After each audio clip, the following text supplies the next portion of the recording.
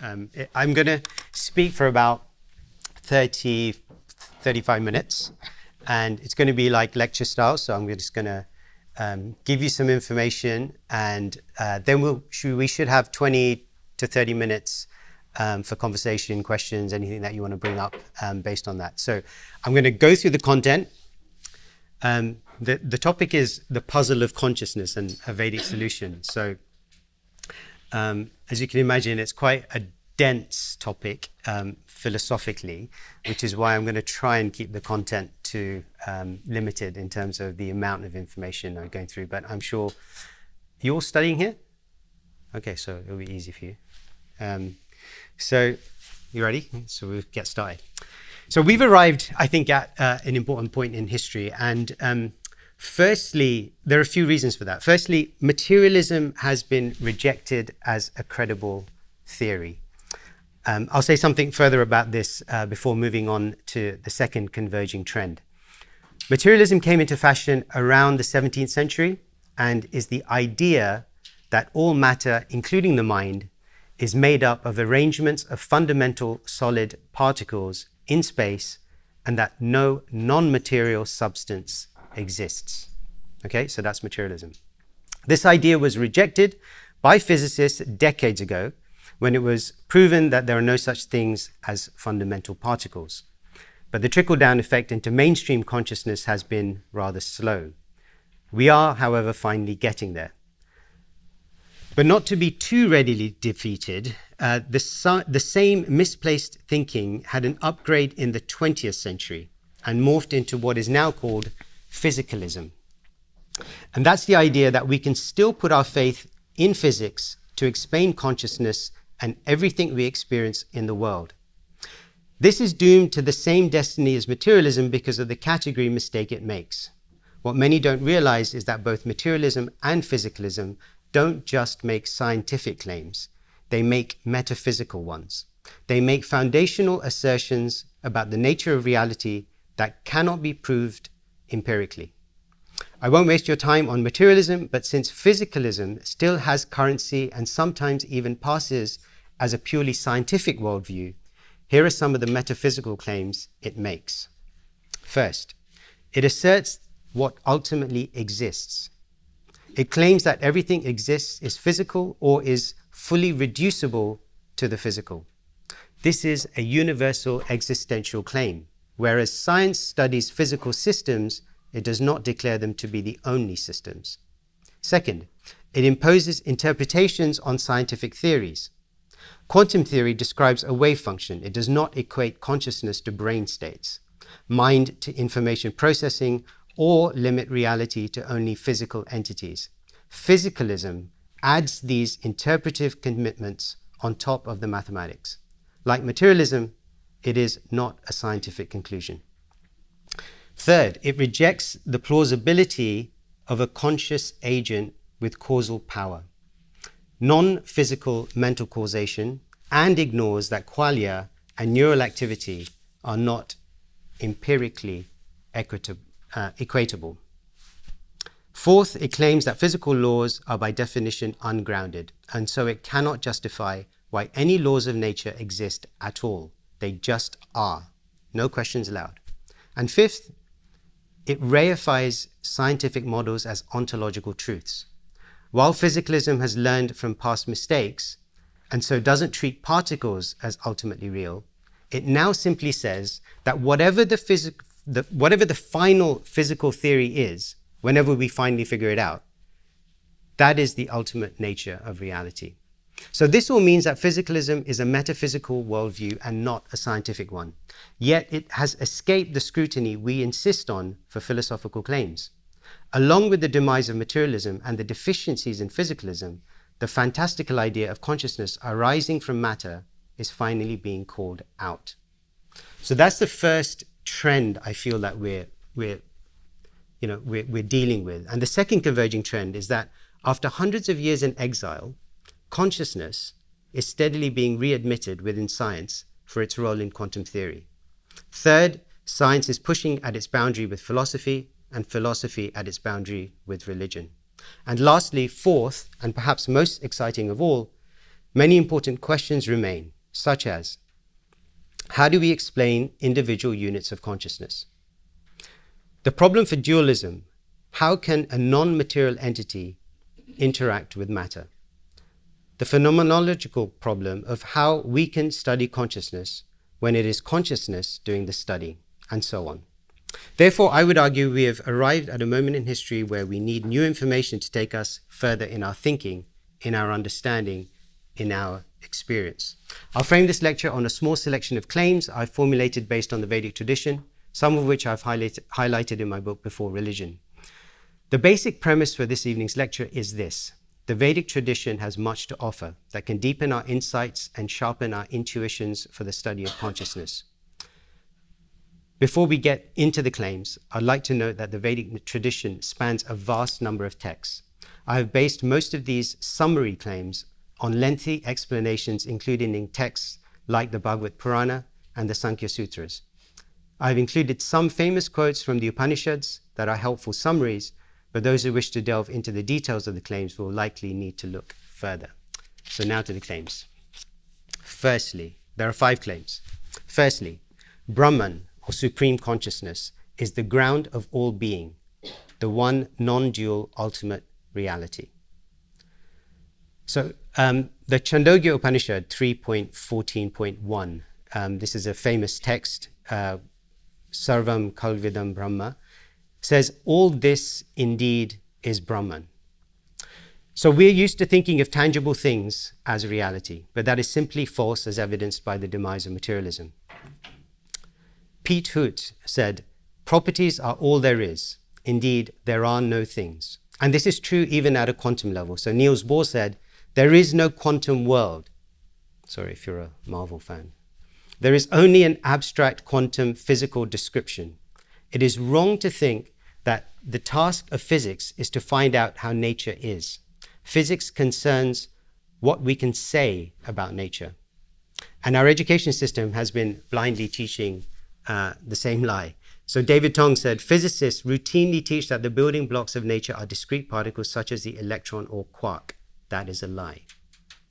So science works with models that predict how the world would behave if those models were true. They are not literal. Atoms, electrons, and quarks are examples of such models. They are models that make predictions. The better the model, the better the prediction.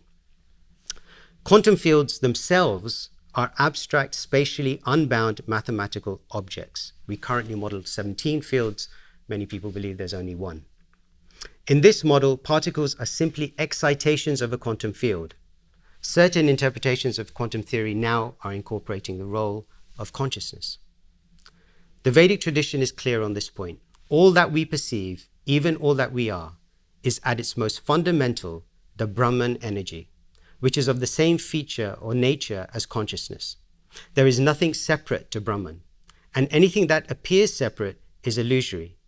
Not necessarily false, but illusory. Later we will discuss how this Brahman takes on the illusory appearances of matter. But for now, the ascent of quantum theory has meant that science is once more compatible with the Vedic account as far as this claim of a non-dual ground of being is concerned.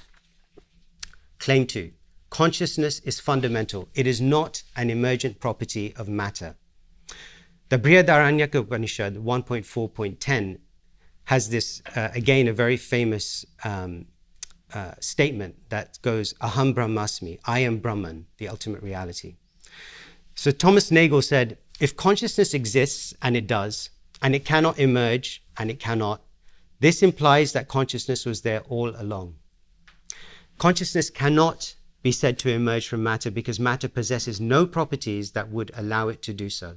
That type of so-called emergence is pulling a rabbit out of the hat. This is a similar mistake to how a phrase like selfish gene, I think invented right here in Oxford, became popularized despite the fact that attributing a human intention or purpose to a chemical molecule is simply ridiculous. A good example of anthropomorphism at play in science. It has also become fashionable to talk loosely about how split brain experiments and other such observations where brain changes cause changes in personality must lead us to conclude that the brain emits this phenomenon of consciousness. This desperate line of reasoning ignores the most basic and far more plausible explanation that the brain simply permits consciousness. The brain is in fact both permitting and limiting consciousness. Friedrich Schiller, and this is a couple of hundred years ago, I think, noted, "Matter is not that which produces consciousness, but that which limits it and confines its intensity within certain limits." The fact that some patients with brain damage can display increased conscious capacity in intelligence tests supports this idea.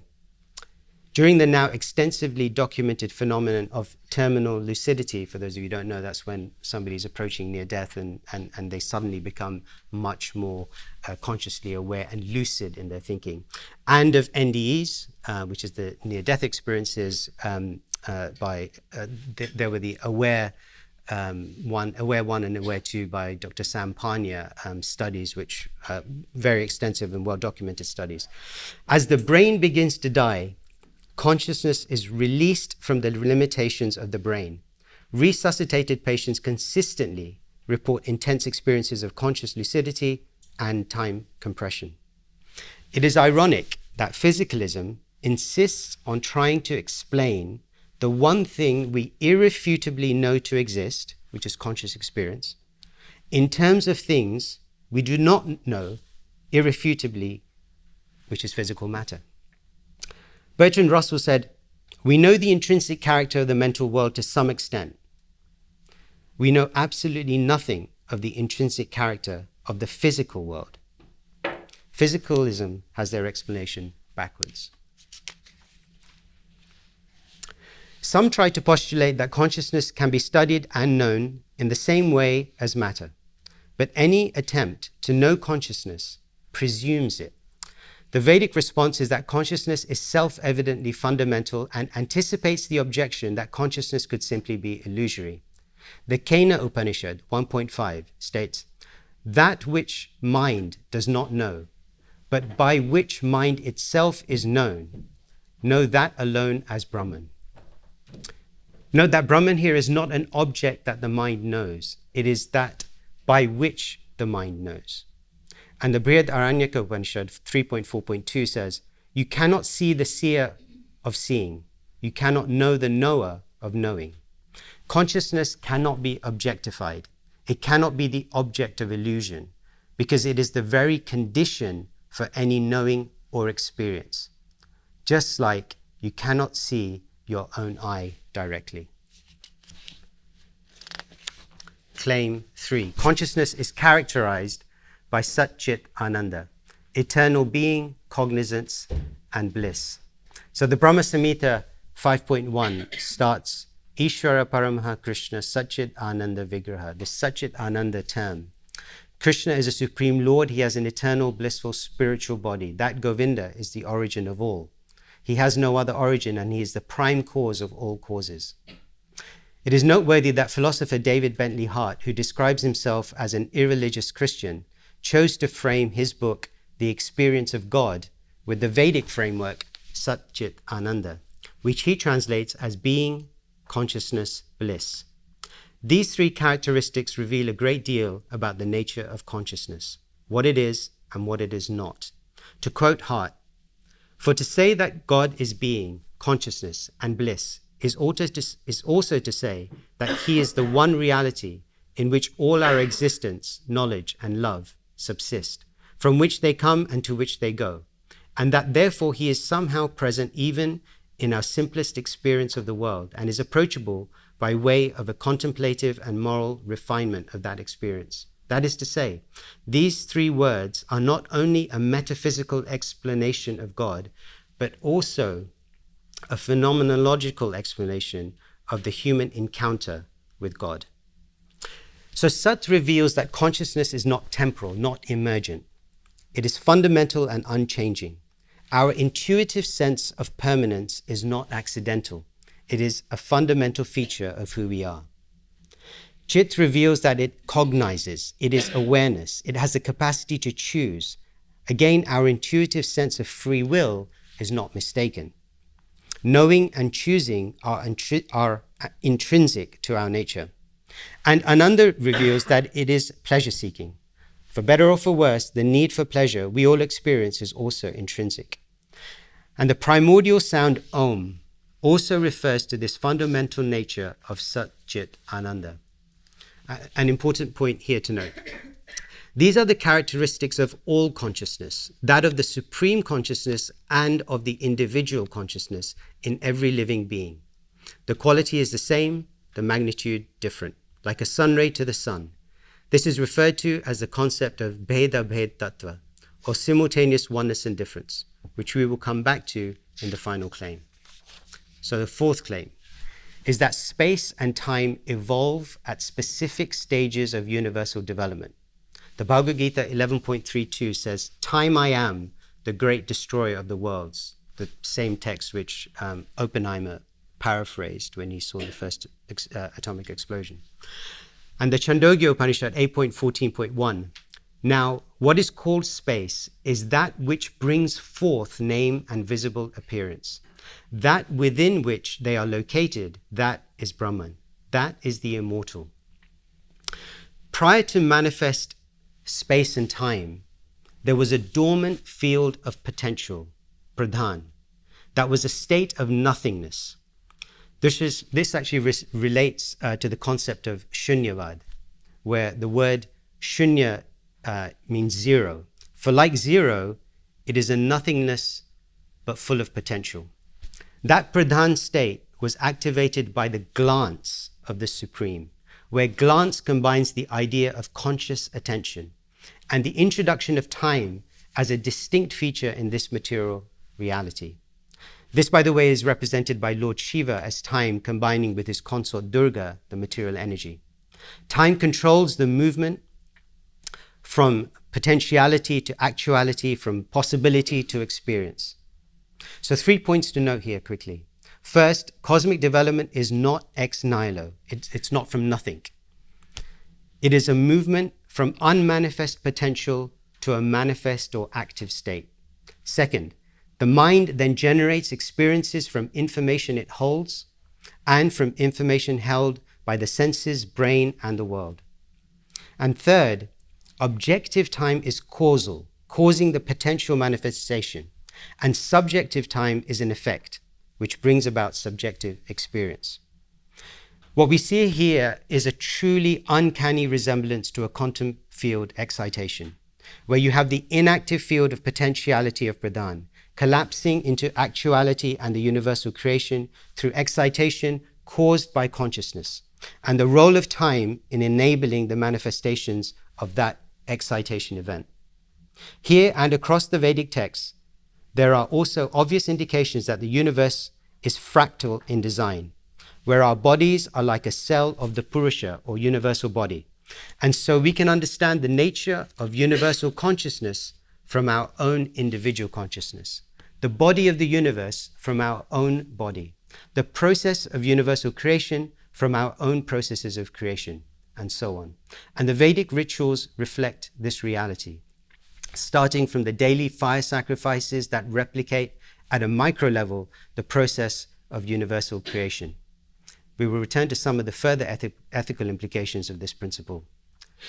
Tyson Kafutos said, "The universe is non-material, self-organizing throughout, comprised of a holarchy," which is a nested holes within holes structure, of complementary, process-driven, recursive phenomena.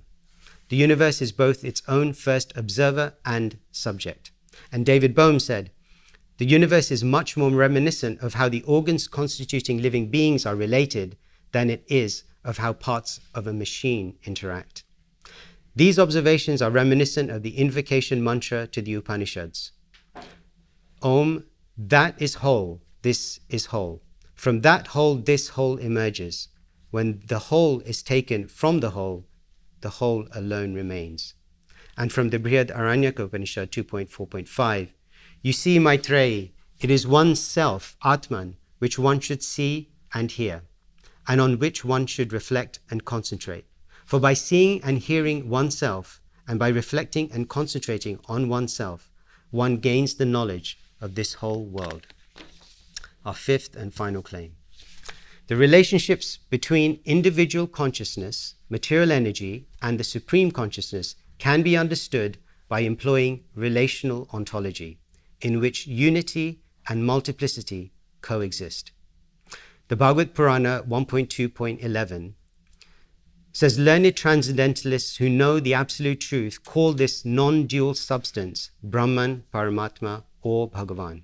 This is the seed for the philosophy of Achinta Bheda Bheda Tattva, inconceivable and simultaneous oneness and difference. Some non-dual philosophies devolve into a monism where opposites are forced to be identical, and others into dualism where they are irreconcilable. Niels Bohr's principle of complementarity is instructive in this regard. It has been called the most revolutionary scientific concept of the 20th century. John Wheeler said it was the heart of Bohr's 50-year search for the full significance of the quantum idea. The principle is that objects have pairs of complementary properties that cannot be simultaneously measured or observed. The tension between duality and non-duality, whether concerning two objects, matter and spirit, or the individual and the supreme self, arises from assuming that metaphysical relations must be captured within a strict Aristotelian identity difference binary. Vedantic metaphysics instead employs a relational ontology in which unity and multiplicity coexist without violation of logical principles.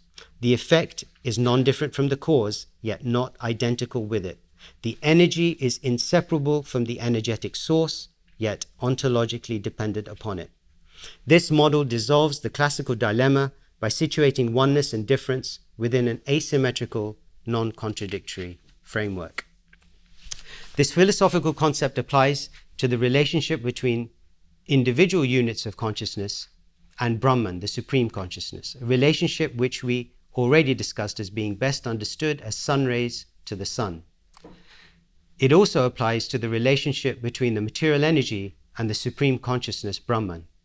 At an absolute level, there is non-duality, no separate material nature. Yet we observe that material nature is not characterized in the same way we said consciousness is, i.e. Satchit Ananda. This is because matter is characterized by temporality and modalities that distort our experience of pure consciousness. Just as ice appears different to liquid water due to certain conditions, the conditions of space-time change our experience of consciousness. This gives us what is sometimes referred to as the qualified Brahman. We know that special relativity, so we know from special relativity that matter and energy are interchangeable. Matter is the same as energy, same as Shakti, Maya, to matter. The equivalence of matter and energy was well known and is personified as Durga or Maya in the Vedic tradition. Science defines matter as that which has mass and occupies space. The derivative meaning of the Sanskrit term Maya is what is measurable, and thus bound, contrasted to the immeasurable and unbound Brahman, its source. Maya can also mean illusion. Ma means not, ya, that, i.e. that which is not, or which is not Brahman, is Maya. The transformation from Brahman to material nature is illusory, in that material manifestations are temporary. The Bhagavad Gita compares this world to an upside-down tree, which like a reflection appears real, but you can never grasp fruit from it. Our minds are described in the Vedic text as co-creating this world based on our desires. The subtle senses of the mind reaching out in the world in our pursuit of being, of knowledge, and of bliss, while simultaneously trying to make sense of and respond to sensory input from the world. The Kaushitaki Upanishad 3.3 says, when a man is fast asleep and sees no dreams at all, then these become unified within his very breath.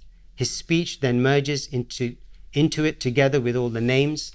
His sight merges into it together with all the visible appearances. His hearing merges into it together with all the sounds. And his mind merges into it together with all the thoughts. And when he awakens, these fly off, as from a blazing fire sparks fly off in every direction. So from this self, the vital functions, prana, fly off to their respective stations, and from the vital functions, the gods, and from the gods, the worlds. You got through the tough part. Those are the 5 claims I wanted to share. Clearly, they can't be Clearly, these 5 claims can be refined and the list extended. but they hopefully give us sufficient pause to consider the following. To quote Ian McGilchrist, our options are 1, to deny the existence of consciousness, 2, to deny the existence of matter, 3, to accept that they each exist but are totally distinct, 4, to assert that they exist but are exactly the same, or 5, to entertain the possibility that they are distinct phenomena that reflect different aspects of an indivisible reality. We must think about those options very carefully and their ramifications. John Dewey noted that the deepest problem of modern life is that we have failed to integrate our beliefs about the world with our beliefs about value and purpose.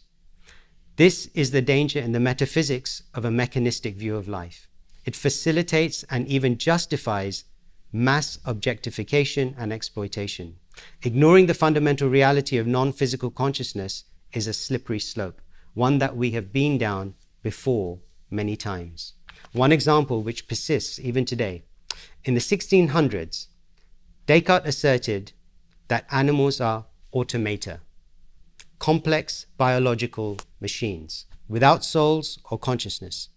Therefore, he claimed that they do not feel pain or experience suffering in the way humans do. To quote, "The cries of animals are merely mechanical. They are like the sound of a clock or a musical instrument, not a sign of conscious suffering." What followed for centuries was animal experiments performed without anesthesia.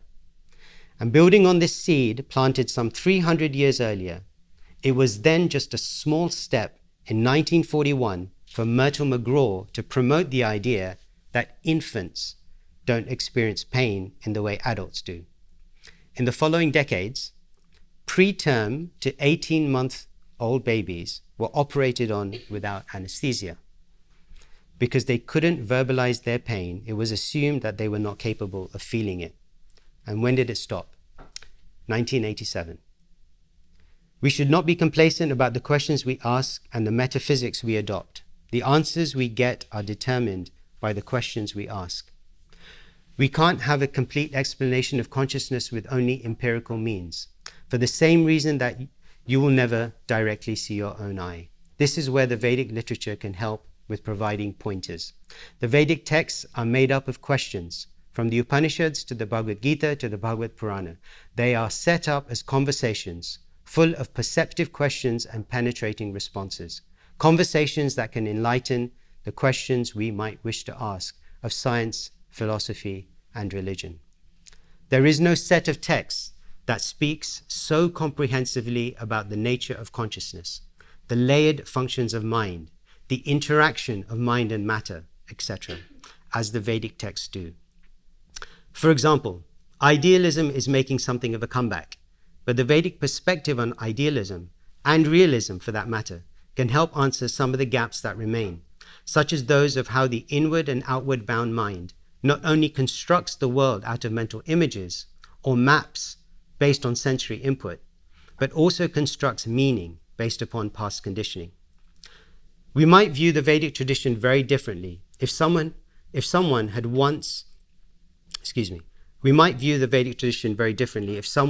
had used one of the several explicit references to the relativity of time in the Bhagavad Purana and the Mahabharata to explain their significance before Einstein got there, or the cosmological descriptions from the Puranas to show a heliocentric model of the solar system along with its age and dimensions well before Copernicus, or the Rig Veda to predict the speed of light. The list goes on, but never mind, there are still gaps in science and philosophy that remain to be filled. Both science and the Vedas agree that objects embody information. Science prioritizes objective and measurable properties of frequency, mass, etc.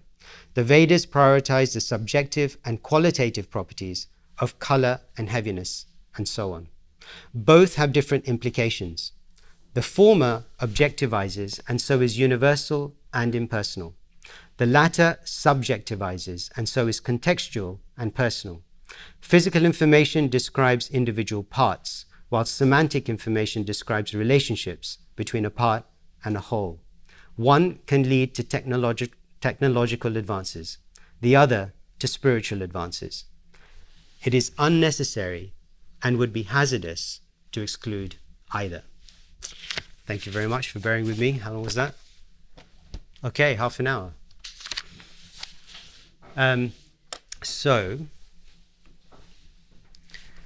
we can go into any of these claims, anything to do with materialism, physicalism, any of the points around consciousness, any questions you have on or areas you'd like to explore with regards to the topics I've raised, or if you want to kind of go off-piste and something else that's kind of bugging you or burning question that you have, then I'm happy to try and field anything related to the Vedic tradition.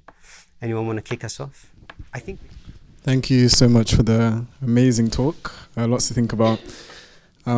What stood out to me was, I think you said, when you take from the whole, you're left with the whole. No, when you take the whole from the whole. Yeah. Which is similar to things I've heard before, but I think the word taking is what I'm not like quite working out. So rather than the concept of the whole, can we talk about, is there really a taking going on? Sorry, say the last bit again. So rather than like I was quite confused when you said it, like how can you take the whole from the whole? Yeah. But I think as I've tried to work it out, it's not the whole that I'm struggling with, it's the taking part. Yeah, so that's a really interesting observation. And the reason why I think it's a really interesting observation is because as you said that, I used a translation. So this is a translation of the invocation to a text called the Brahma Samhita, and I used the invocation to the Upanishads, and I used a translation which I don't normally use, and it's because it's a simpler translation in terms of number of words. But you're right; it uses that word taken, which the other translation doesn't use. So I'm not a Sanskritist, but I think that the issue that you pointed out is a good one, and it doesn't necessarily occur in the other translations. So in the other translations, for example, it says when a part comes from the whole, that part is whole. So comes from as opposed to take. So thank you for being so Thank you. attentive. I'm also not a Sanskritist. So. Hi. Yeah, thank you for that talk. It was really interesting. I just had a random question. What do you think is, like you said, how before they used to consider animals just machines without consciousness. So what do you think is the kind of smallest thing, in your opinion, that will have consciousness? Because you keep going, like bacteria, cells, like what do you think is the smallest level? Yeah. This is a really tough question in terms of what is the smallest level of subjective consciousness as opposed to kind of the energetic field of consciousness. But subjectivity is an interesting one. And the Vedic tradition talks about how life is the symptoms of life, essentially. And it talks about it going down to the lowest possible level, so kind of wherever we see life. And obviously the question though is, where is the demarcation? I don't personally have a strong view on that. What I've heard from others, which seems quite plausible, is the distinction that occurs at the virus level, and whether or not that is the distinction, because, so basically taking markers from metabolism and the kind of signs of life, if you like. So I don't have a direct answer to your question, but I would hazard a guess that that's pretty close. Is that okay? Yeah. Does anybody else have a view on that? Just before we go into any other questions? Yeah. You have a view or a question? Yeah, go on, take the mic. All right. How does this thing work? All right. In philosophy, there's a position. So, as you described, there's a monist position, which means believe that there's one type of substance called physicalism, which believes that everything is physical. There's another famous sort of the other big monist position is called panpsychism, which is the belief that all arrangements of matter, in some degree, have consciousness. Yeah. So, sort of leading off from what you said, it would suggest that everything, to an extent, has this property of consciousness. Yeah. And there's lots of opposition to this position, but sort of leading back to you. Yeah. Do you think that because it is a monist position, where, from what I understand, your rhetoric at the beginning is arguing against these monist positions, that something like panpsychism, as a result, is implausible? Or do you believe that it's compatible with your readings of the Gitas and Vedas? So panpsychism, the idea that everything is conscious. Where this question, I think, comes into play is, where is the locus for subjective consciousness? So the idea of a consciousness as an energetic field, you could correlate with Brahman. You could correlate with the idea with the material energy.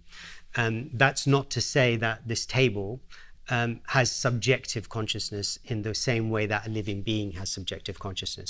And as you know, within panpsychism itself, there's a number of different versions of that. So kind of depending on what I'm not overly familiar with the nuances of each of the different versions, but depending on which version we're talking about, it may or may not be compatible with that idea of Brahman and the Vedic tradition. And actually, when you see I tried quite hard to look at, is there a simple fit of the Vedic philosophy into Western terminology?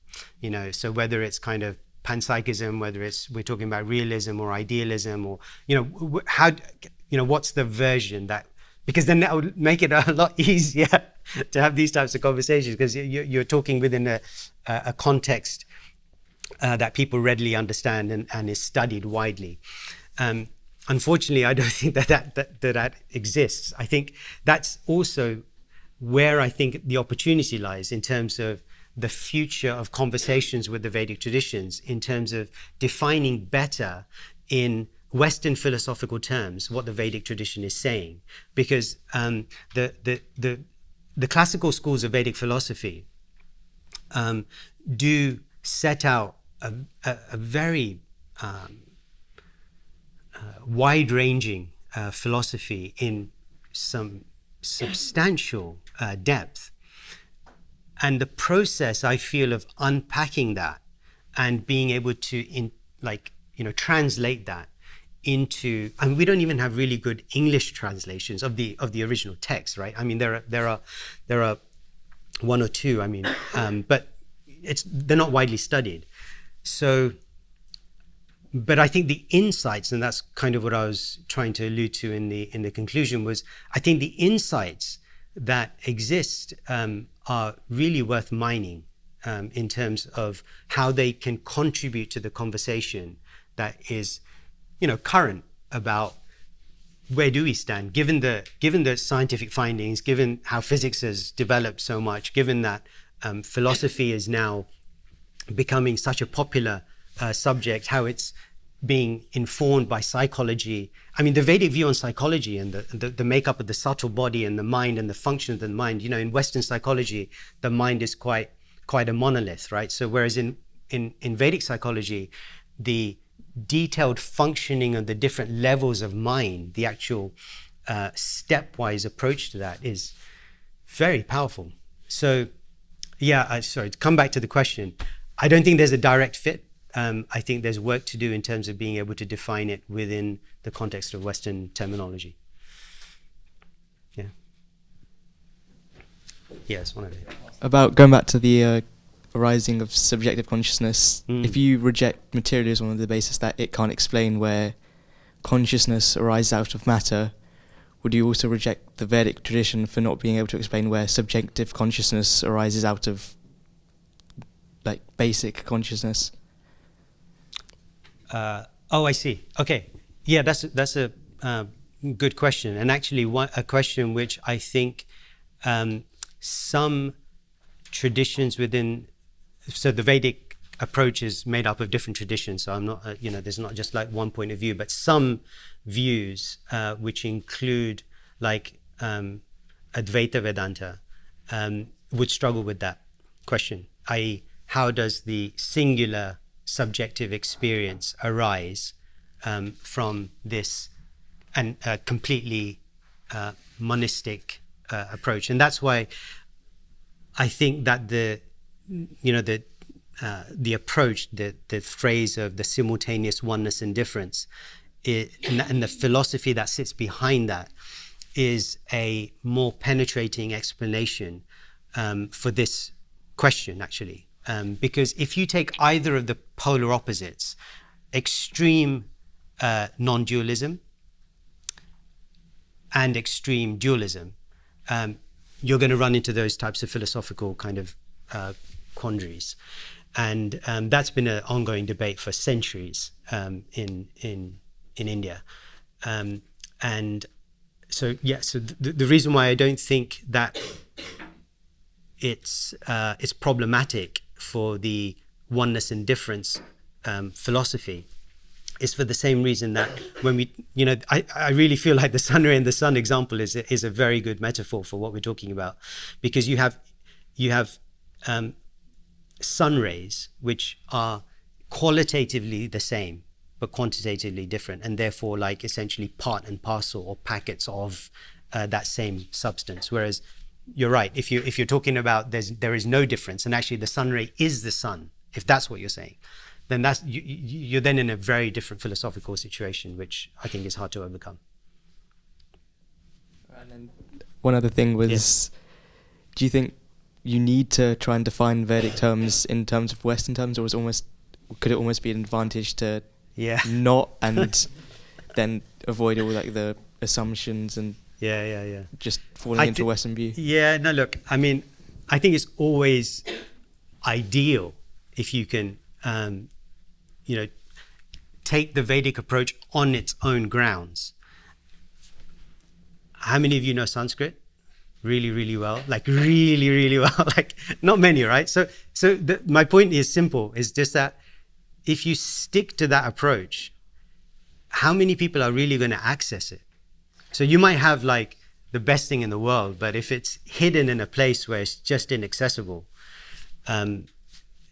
is that really the best use of it? So I agree that, from a kind of pure just academic perspective, great. It's best you understand it from its source text in the original language, and that's true of any academic discipline, right? Like when you're going to source text to get that information, but at a certain point it needs to translate into the real world, and I think even before it gets into the real world, it needs to be part of the discussion at least a philosophical and academic level, so that it can get translated into more commonplace discussions.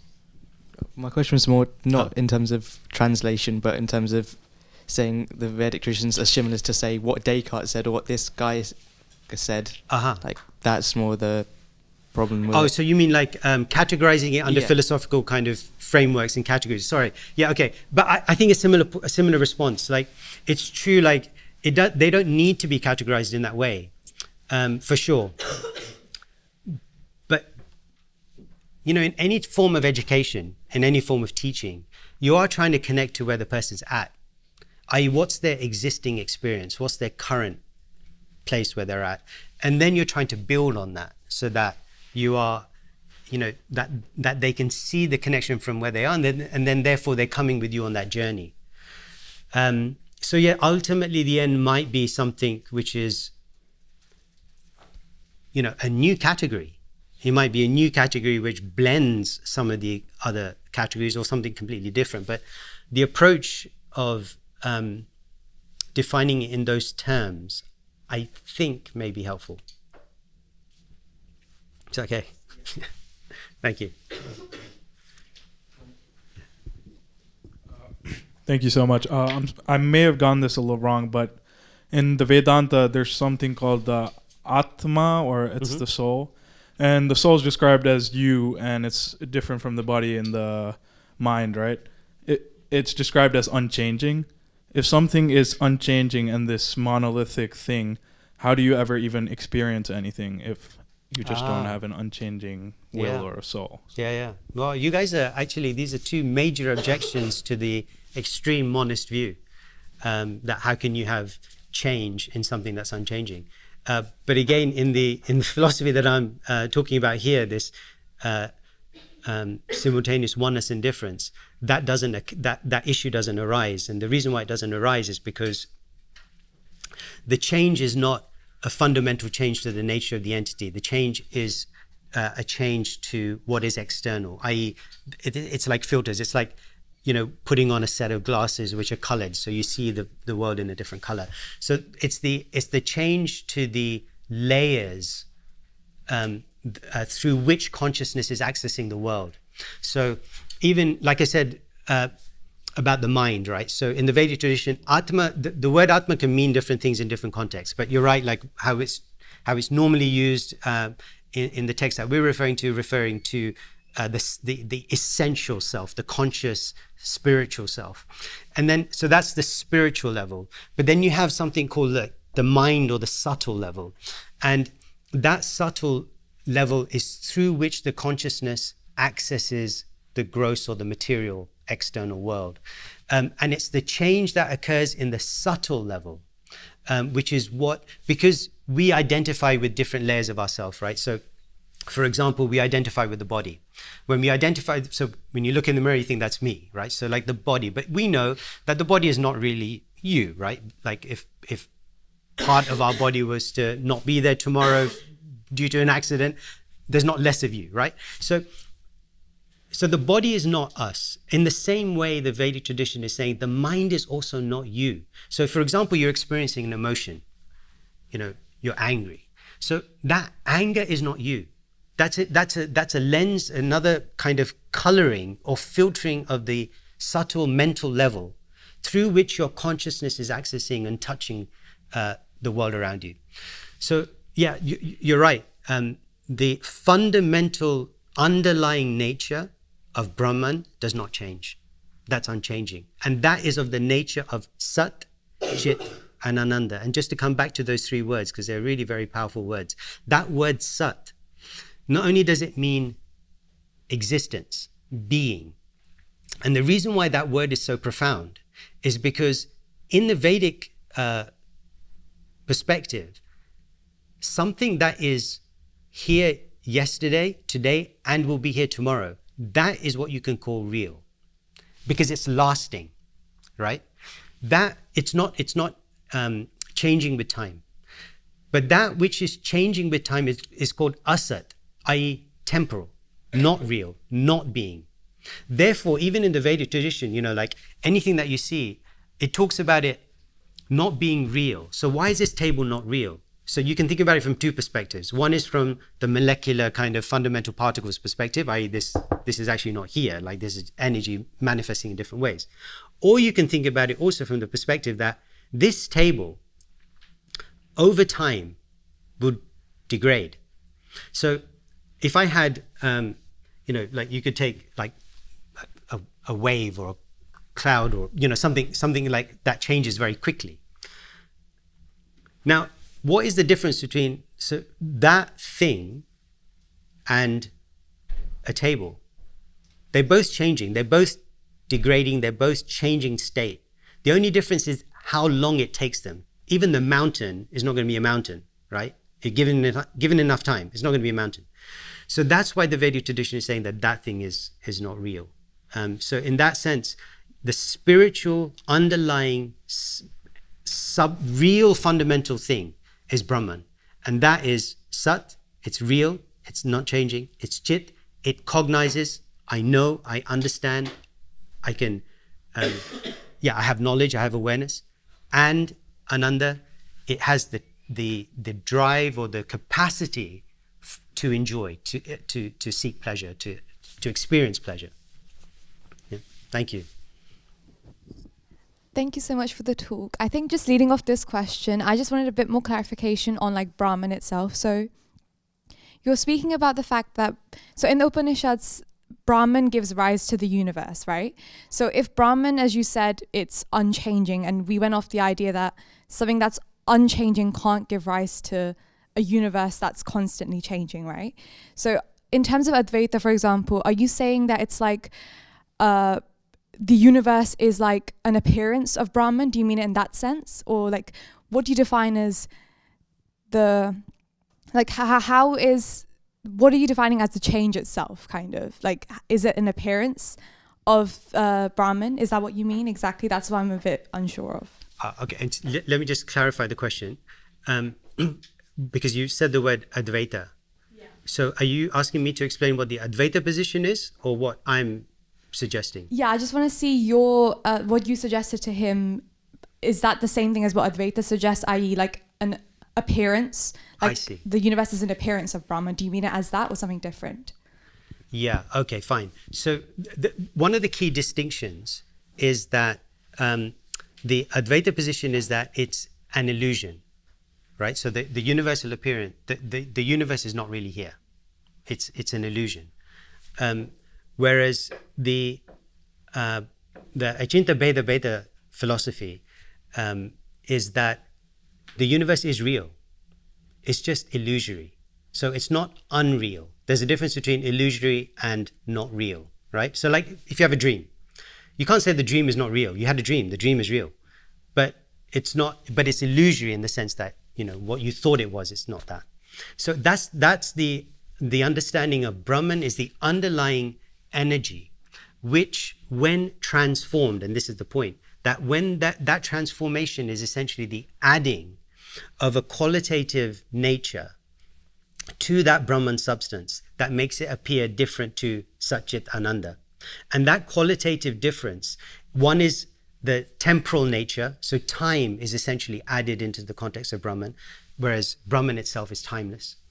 And then there are three modalities, and those modalities are essentially qualities. So it's a qualitative difference that appears, and that's why the Vedic tradition is a qualitative. Like I said in the summary, essentially the Vedic approach is a qualitative approach to what is real, what is substance, what is even at an atomic level, what is atomic. So the Vedic approach, it doesn't deny the quantitative, and we, as we're generally brought up in kind of the Western paradigm, it's quite a quantitative approach to analysis.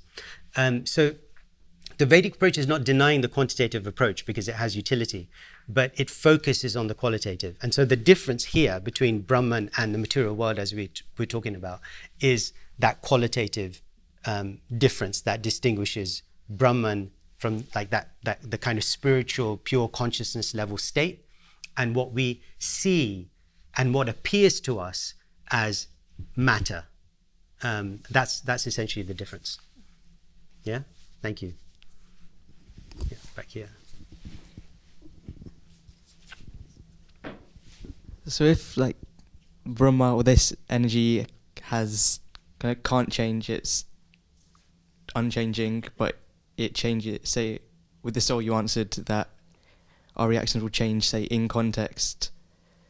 What was the context for like the universe at the start? Like if the universe started with this energy which is unchanging, and then somehow it's produced this illusion of a universe, the world we live in. How did that start when if Brahma is everything, like can there be context for everything such that it great. changes? So again, these are very important objections to the pure monistic view of Vedanta, because if there is only one, how can there be a second? And that is that's kind of a key objection, which, you know, great personalities and philosophers and sages like Ramanuja have been talking about for, you know, more than 1,000 years, right? So, or close to 1,000 years. But when you think about it, and I'm coming back to this sun-ray example, just to reinforce this idea, because it's an important one to grasp. When you think about it as the energetic and the energy, okay? So energy can transform and the energetic can remain unchanged. You see? So in that instance, you don't need two, right? Because the energy and the energetic are both the same in one sense, in the qualitative sense, but different, right? So you can change the energy side of it, but you don't necessarily need to change the energetic source. So that's why the one but different, the qualitative different approach. Sorry, the qualitative approach enables us to say, or the Vedantic kind of tradition to say, that the Lord, God, divine, that source, that unchanging source, can have energetic emanations which can undergo transformation. So it's not changing the energetic source. So it's almost like something, it's like splitting into parts almost. Well, just think about it like an energy and the source of that energy, right? If you don't make that distinction, if you just talk about the source, then you have to go down the route that you're going down, which is, well, the source is changing and the source can't change. But if you know that, I mean, think about electricity, right? There's an energetic source and then there's the energy, there's the electricity, and that electricity is used in different ways. It manifests in different ways, right? You can do different things with that without changing the source. So it's similar in that sense, that everything is fundamentally at its base part of that same nature, but it manifests in different ways, whether it's as light or as heating or as whatever. And then something slightly different, what makes something being temporary illusory? Like, so just because table might disappear in 1,000 years, what means that it's not real? Yeah, illusory is there for two reasons, actually. Illusory one is, it's not real in this, and like I said, here we're talking about real in the context of sat, so it's being specific. It's talking about from the perspective of these are eternal truths, and so that is what it is making that point. So like I said, it's not the Vedic tradition is not saying this table is not here. The table is here, but the question is, we are illusioned as to thinking what this table is, right? So your dream happened. You had a dream. The images were in your mind. But that dream was not a tangible reality outside of your mind. Like, if you think that dream is actually what's happening, like a virtual reality world, then you're mistaken. So if I think that this is what and remember what we were talking, the self's journey through the world in terms of what it's trying to do, that can be gained from this material world, then that's a mistake. That's the illusion. That nature that the self has of Sat, Chit and Ananda can be fulfilled in a world that we experience. That's the illusion. So is it almost saying, like, within this plane of reality, the table's real, but within, like, the plane of ultimate reality, if you want to call it that, it's not? Okay, so that's kind of when you mean ultimate reality, it's not real. Depends what you mean by real. So if you're also talking about tangible real, then no, it's real. It's real for everyone.